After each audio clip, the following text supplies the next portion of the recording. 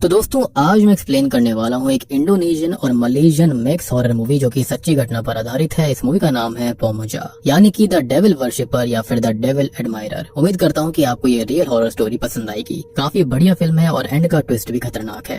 तो कहानी की शुरुआत में हम एक आदमी को देखते हैं जिसने अपनी बेटी और अपनी बीवी को खत्म ही कर दिया था और वो बहुत दुखी था और डरा हुआ था। उसको होश नहीं था कि उसने क्या किया। अब वो अपनी बीवी और अपनी बेटी की लाशों पर पेट्रोल डालने लगता है और फिर खुद पर भी पेट्रोल डालने लगता है और फिर वो उन लाशों के साथ साथ खुद को भी आग लगाकर खत्म हो जाता है। खैर अब इसके बाद में हम शुरुआत वाले ही आदमी की दूसरी बेटी किस्तीना को देखते हैं। अब किस्तीना अपने पिता के पास नहीं रहती थी क्योंकि किस्तीना की माँ की मृत्यु के बाद में उसके पिता ने दूसरी शादी करी थी और उसके साथ एक उसका बच्चा भी था।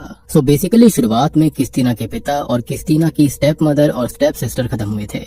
खैर अब जैसे ही किस्तीना को अपने पिता की, स्टेप मदर की और स्टेप सिस्टर के खत्म होने के बारे में पता चलता है तो वो बहुत सालों बाद अपने होम टाउन लौट कर आई थी उनके फ्यूनरल के लिए। तभी हम किस्तीना के बारे में कुछ जान पाते हैं कि उसका एक पति है जिसका नाम अकिल है और उनकी बेटी भी है जिसका नाम है लैला। किस्तीना बहुत दुखी थी लेकिन अकिल किस्तीना का मूड अच्छा करने की कोशिश कर रहा होता है। आज किस्तीना का बर्थडे भी था और स्पेशल बात ये थी कि किस्तीना का बर्थडे असल में 29 फरवरी को आया करता, यानी कि 4 साल बाद लीप ईयर में उसका बर्थडे था। अकिल का कहना था कि किस्तीना काफी स्पेशल है लेकिन वो उस पर गुस्सा करने लगती है और किस्तीना के इस तरह से अपने पति पे गुस्सा करने का रीजन ये था कि अकिल और किस्तीना लैला के साथ उसके पिता के एंसेस्ट्रल होम में शिफ्ट हो रहे थे क्योंकि अकिल ने अपने घर को गिरवी रखकर एक बिजनेस शुरू किया था, उसके लिए लोन लिया था लेकिन उसका बिजनेस डूब गया और उन्हें अब अपना घर बेचना पड़ा और अब अकिल और किस्तीना के पास उसके एंसेस्ट्रल होम में रहने के अलावा कोई भी रास्ता नहीं था, ना कोई और घर था और किस्तीना वहाँ पर बिल्कुल भी रहना नहीं चाहती थी। ऑब्वियस सी बात है कि उसकी वहाँ से काफी बुरी यादें जुड़ी हुई थी। एनीवेज अब अपने पुराने घर को देखकर किस्तीना थोड़ी खुश हो जाती है क्योंकि वहाँ पर उसका बचपन बीता था, लेकिन वो जल्दी ही फिर से दुखी हो जाती है और वो अकिल पर फिर से गुस्सा करने लगती है और ऐसा इसलिए था क्योंकि उसकी ही वजह से उन्हें उस घर में रहना पड़ रहा था और अकिल भी उस पर गुस्सा हो जाता है। लेकिन बाद में वो खुद शांत होता है और किस्तीना से माफी मांगता है। अब अकिल किस्तीना की फैमिली फोटोज को देखने लगता है लेकिन वो उसे अपनी फैमिली की हिस्ट्री के बारे में कुछ नहीं बताती और फिर वो नहाने चली जाती है। वहीं किस्तीना को मिरर में अपने पीछे एक लेडी का भूत भी दिखाई देता है जो कि अचानक से गायब हो जाता है। लेकिन तभी कोई इविल शक्ति किस्तीना को दीवार के साथ में जोड़ देती है और बाथटब के कर्टन के पीछे किस्तीना को बहुत सारे हाथ दिखाई देते हैं और किस्तीना अब जोर से चिल्लाने लगती है। उसकी आवाज सुनकर अब अकिल वहाँ पर आता है और वो किस्तीना को शांत करता है। वो ये देखती है कि वहाँ पर सब कुछ नॉर्मल था, यानी कि जो कुछ हुआ शायद से उसके दिमाग की उपज थी। अब तभी हम अकिल को कॉल पर किसी से बात करते सुनते हैं। अकिल कॉल पर ये बता रहा था कि उसकी बीवी को कुछ नहीं पता और जैसे ही किस्तीना वहाँ पर आती है तो अकिल टॉपिक चेंज कर देता है। अब जब किस्तीना और अकिल बर्तन धो रहे थे तो खिड़की में एक रेवन बर्ड आकर टकरा जाती है। Damn, this raven bird again. खैर अब किस्तीना इससे डर के मारे चिल्लाने लगी थी लेकिन अकिल कहता है कि वो सब बस किस्तीना का वहम है और वो उसको आराम करने के लिए कहता है। अब किस्तीना लैला को देखने चली जाती है और किस्तीना के जाने के बाद में अकिल बाहर जाकर देखता है कि वहाँ पर वाकई में एक रेवन बर्ड मरी पड़ी थी और तभी अकिल उस रेवन बर्ड को उठाकर कहीं दूर फेंकने निकल पड़ता है। लेकिन शॉकिंग बात ये थी कि तभी हम एक बच्चे के भूत को देखते हैं जो कि एक स्लैब पर बैठा हुआ था, यानी कि यहाँ पर कुछ न कुछ गड़बड़ जरूर थी। दूसरी ओर किस्तीना अपनी बेटी लैला को ठीक से सुला देती है और हम हॉल में एक छोटी बच्ची के भूत को देखते हैं। फिर दूसरी ओर अकिल घर की सभी खिड़कियों को और दरवाजों को लॉक करके अपने रूम में जाने लगता है लेकिन तभी उसको एक खिड़की ओपन होने की आवाज आती है तो वो देखता है कि एक खिड़की अपने आप खुल गई थी। तो अकिल सोचता है कि घर पुराना है तो शायद से विंडो के लॉक लूज हो गए होंगे, तो वो खिड़की को दोबारा से लॉक करके वहाँ से जाने लगता है।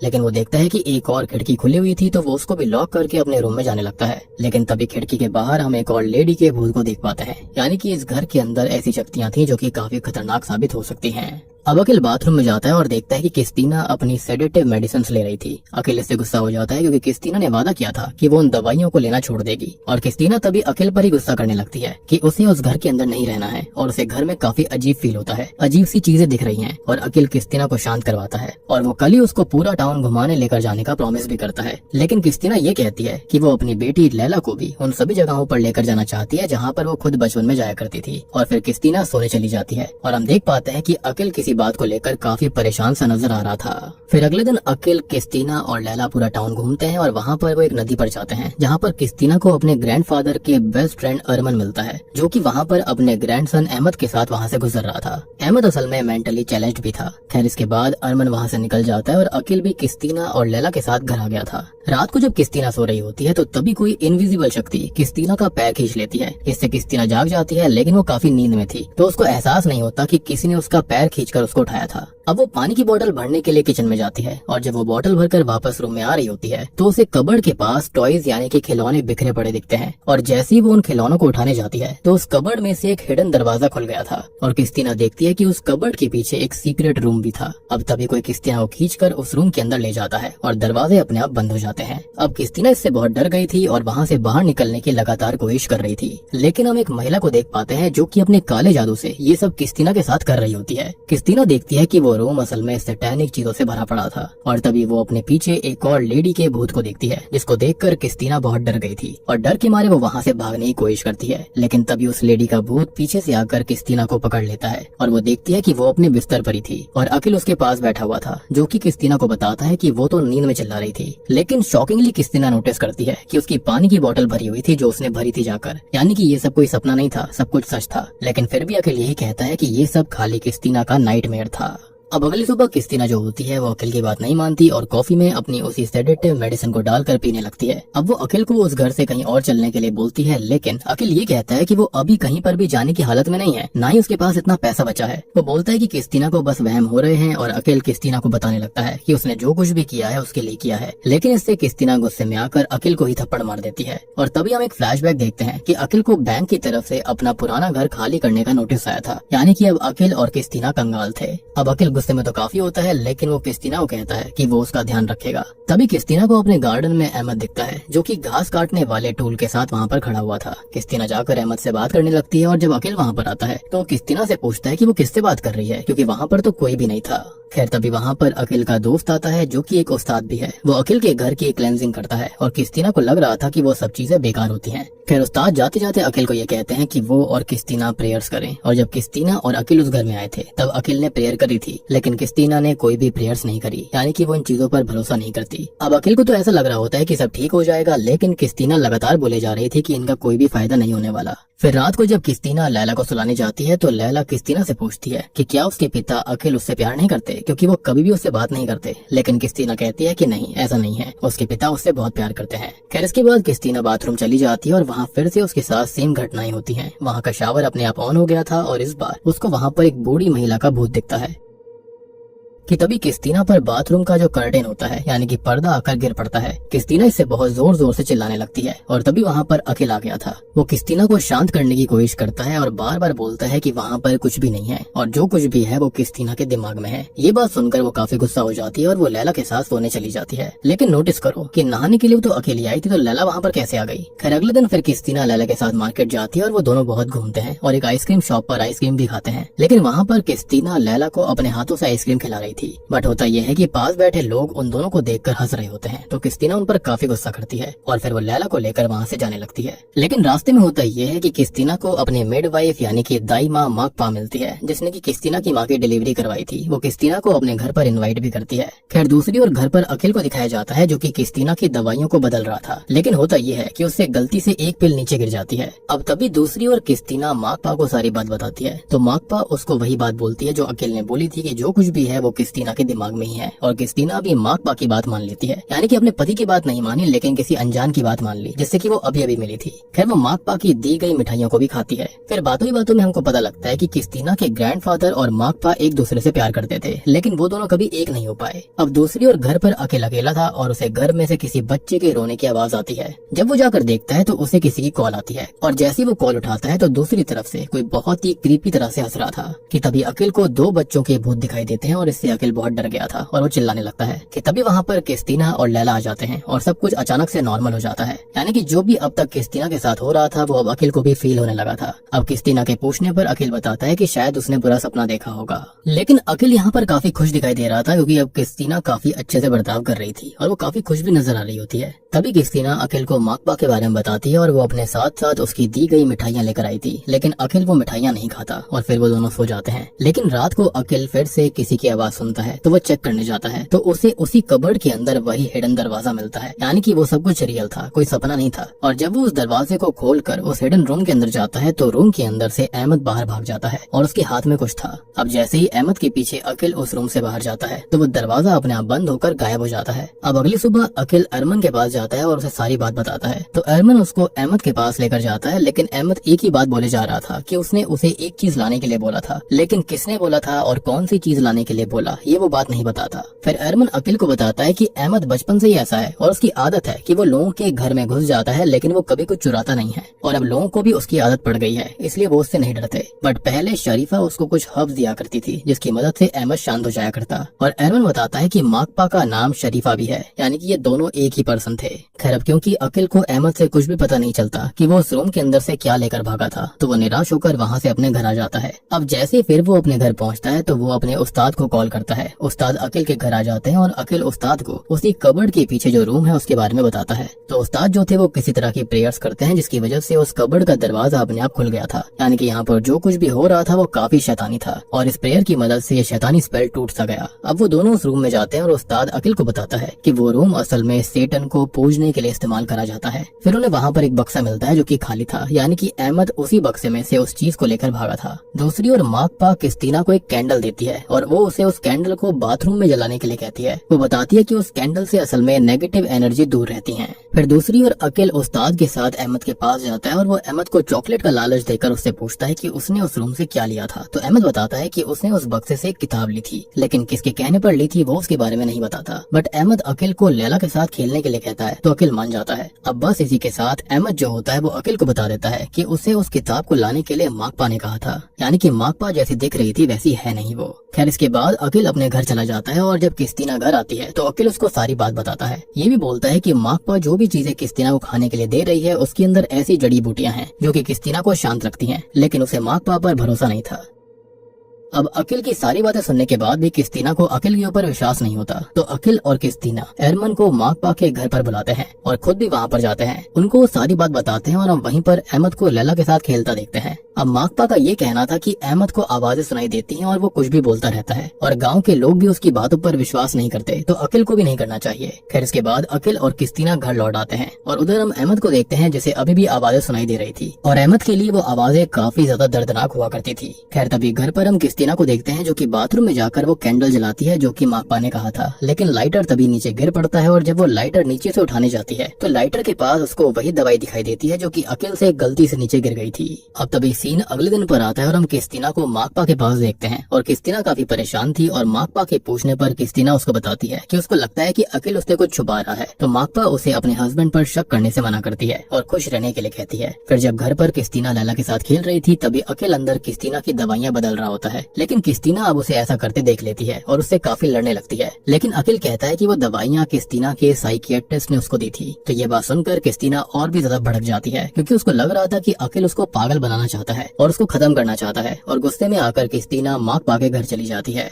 अब क्रिस्टीना के जाने के बाद अकिल उस्ताद को कॉल करता है और उस्ताद अकिल को बताता है कि उसको शक है कि माकपा एक जिन हो सकती है या फिर कोई विच है और वो जो किताब उसने अहमद की हेल्प से चुराई थी वो इविल रिचुअल्स वाली ही किताब है, क्योंकि वो जगह जो थी वो जो हिडन रूम है वो सेटन वर्शिपिंग के लिए इस्तेमाल होता था। अब इसके बाद रात होते ही वो दोनों कार में बैठकर पहले अरमान से मिलने के लिए जाने लगते हैं। रास्ते में उस्ताद अकिल को एक प्रेयर बुक देता है और वो उसे एक बोतल दिखाता है जिसके अंदर वो उस जिन को कैद करने वाला था। खैर अब इसके बाद ये दोनों ही अरमान के पास पहुँच जाते हैं तो अरमान उनकी बात नहीं सुनता और सीधे एक चाकू अकिल के शोल्डर में स्टैब कर देता है और फिर वो उस चाकू से उस्ताद के पेट में स्टैब कर देता है। हमको पता चलता है कि असल में माकपा यानी कि शरीफा और अरमान इन सब में मिले हुए थे। अब अरमान अकिल को बांध देता है और उसकी रखवाली करने के लिए वो अहमद को वहीं पर छोड़ जाता है और खुद वो उस्ताद को अपने साथ खींच कर ले जाने लगता है और फिर वो उसको खत्म कर देता है ताकि वो उनके प्लान्स के अंदर ना पड़े। अब अकिल के पास कोई भी चारा नहीं बचता तो वो अहमद से भीख मांगता है और अहमद उसको आजाद कर दे क्योंकि लैला खतरे में थी और लैला खतरे में है ये बात सुनकर अहमद अकिल को आजाद कर देता है। अकिल उसे घर जाकर लैला को बचाने के लिए कहता है और खुद अकिल अरमान के ऊपर हमला करने की कोशिश करता है, लेकिन क्योंकि वो पहले से ही घायल था तो अरमान उस पर काफी भारी पड़ रहा था और तब जाकर अरमान उसको बताता है कि क्रिस्टीना की फैमिली ने बहुत साल पहले एक बहुत ही शक्तिशाली जिन के साथ में एक डील करी थी, जिसके बदले में क्रिस्टीना के परिवार में 29 फरवरी को पैदा होने वाले बच्चा जो होगा उसको सही समय आने पर उसके परिवार को उस बच्चे का सैक्रिफाइस उस जिन को देना पड़ेगा। और सबसे बड़ी बात कि माकपा यानी कि शरीफा और एरमन खुद उस जिन के वर्शिपर्स हैं और वो क्रिस्टीना की फैमिली के डील के गार्डियंस भी हैं, ताकि ये डील जो है वो जिन के साथ में टूट ना पाए। और तब जाकर हमको पता चलता है कि क्रिस्टीना के पिता उससे बहुत प्यार करते थे और उसके साथ उन्होंने जानबूझकर बुरा बर्ताव किया था, क्योंकि क्रिस्टीना 29 फेब को ही पैदा हुई थी और ऐसा इसलिए करा गया ताकि क्रिस्टीना वहाँ से चली जाए और उसे क्रिस्टीना का सैक्रिफाइस ना देना पड़े, यानी कि वो इतना ज्यादा प्यार करते थे उससे। लेकिन क्रिस्टीना के पिता ने उस जिन के साथ डील तोड़ने की कोशिश करी तो उस जिन ने क्रिस्टीना की स्टेप मदर को ही पदस्थ कर लिया और क्रिस्टीना की स्टेप मदर को मार डाला और बाद में क्रिस्टीना के पिता को भी मारने की कोशिश करी। लेकिन इसी चक्कर में क्रिस्टीना की स्टेप मदर खुद ही खत्म हो गई थी, यानी कि शुरुआत में ये सब हुआ था। और उन दोनों की मौत से क्रिस्टीना के पिता इतने दुखी हो गए थे कि उन्होंने यहाँ पर खुद को ही आग लगाकर खत्म कर लिया, साथ ही साथ अपनी दूसरी बीवी और बच्ची को भी खत्म कर लिया ताकि कोई भी सबूत न बचे। साथ ही साथ उस जिन के साथ की गई डील भी खत्म हो जाए, क्योंकि उनको लग रहा था कि क्रिस्टीना वहाँ पर कभी लौट कर नहीं आएगी। और सबसे बड़ी बात कि वो वहाँ पर कभी आना भी नहीं चाहती थी, लेकिन उसे अकिल की वजह से वहाँ पर आना पड़ा। और हम ये भी समझ पाते हैं कि उस जिन के साथ करी गई डील अभी तक खत्म नहीं हुई थी, यानी कि एक बार जो डील कर ली गई तो उसके बाद अगर डील करने वाला खत्म भी हो जाए तो उससे कोई फर्क नहीं पड़ता और ये डील खत्म नहीं होती।